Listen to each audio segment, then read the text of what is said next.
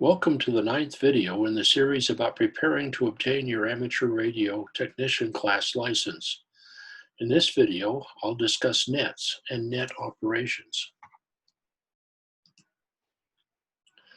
The word net is a contraction of the word network. In amateur radio usage, a net consists of a group of people who, under the direction of a net control operator, have a discussion on a particular topic of interest. There are three common types of nets. There are traffic nets used to send radiograms around the world. Yes, you can still send and receive radiograms at no cost. Birds of a feather nets are for radio operators with a common interest. For instance, every day around 11 a.m., full-time and part-time RVers get together and talk about routes, places to stay, speed traps, and other items of interest to people with that interest. There are nets for women, for birders, for people trying to achieve certain awards, and more. Regardless of your interest, there's probably a net for that. There are also emergency preparations practice nets, as mentioned earlier in a session on emergency communications. Since only one person can transmit at a time, a common characteristic of a net is a net control operator. That person manages the communications flow. Amateur radio operators check in, check out, and only transmit when invited to do so by the net control operator.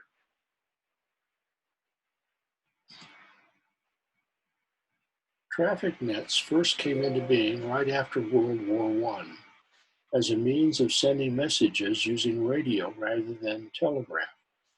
The ARRL's full name is the Amateur Radio Relay League and was formed in the beginning specifically to relay messages internationally.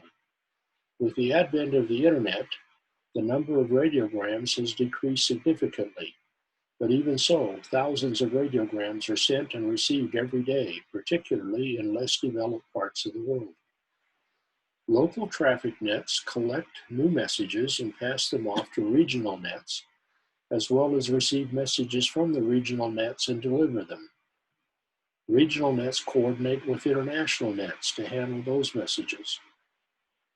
The radiogram can be up to 25 words long. There are a number of abbreviations used to shorten the transmission time, which are then expanded prior to delivery. A radiogram can take several days depending upon where the recipient is located in the world. Here locally, the radiogram may be delivered over the phone, in person, or in the mail.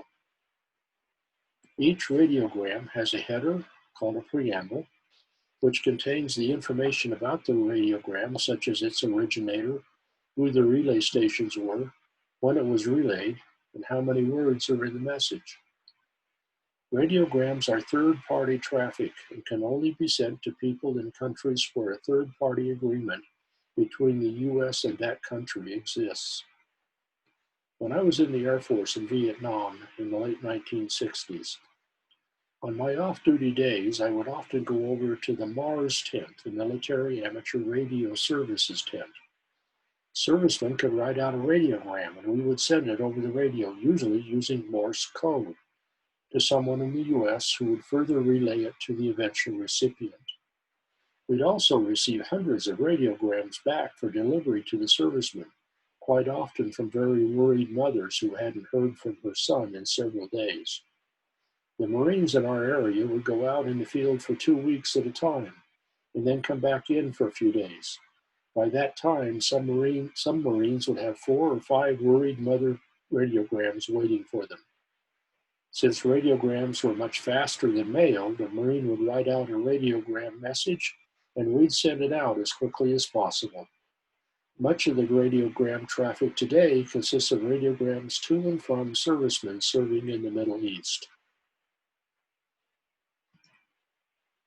The West Desert Amateur Radio Club holds a weekly practice net every Thursday evening at 9 p.m. on the Tooele County linked repeater system. Amateur radio operators from all over the county, including Wendover, Grantsville, South Rim, Vernon, Lake Point, Erda, Tooele, and Stansbury Park, check in on the net. Roger Redmond, Callsign KE7AFB, is the net control station. If you have a radio, listen in on the net on Thursday evenings. We will start with a preamble. Roger will then call for club officer check-ins, and then he'll call for club member check-ins, and then any other check-ins. And then he'll handle any traffic or business for the net. There will be a postamble, and the net will be closed.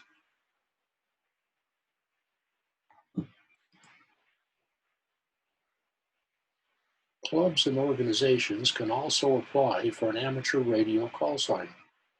One member of the organization is designated as the Callsign trustee, who then becomes jointly responsible with the control operator for what transpires when using that call sign. The call sign for the West Desert Amateur Radio Club is W7EO, or Whiskey 7 Emergency Operations. Whenever the club is doing an event, that's the call sign that we will use. The license class of the event manager determines what privileges can be exercised by the control operator. The club meets on the first Wednesday of each month, either in person at the Tooele County Emergency Management's Emergency Operations Center, or if an in-person meeting is contraindicated, then the meeting will be held by way of a video conference.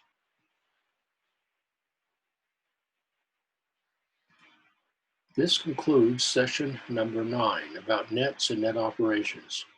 Note any questions or concerns you may have to be discussed during the online meeting, or email them to me at rolandksmith@gmail.com.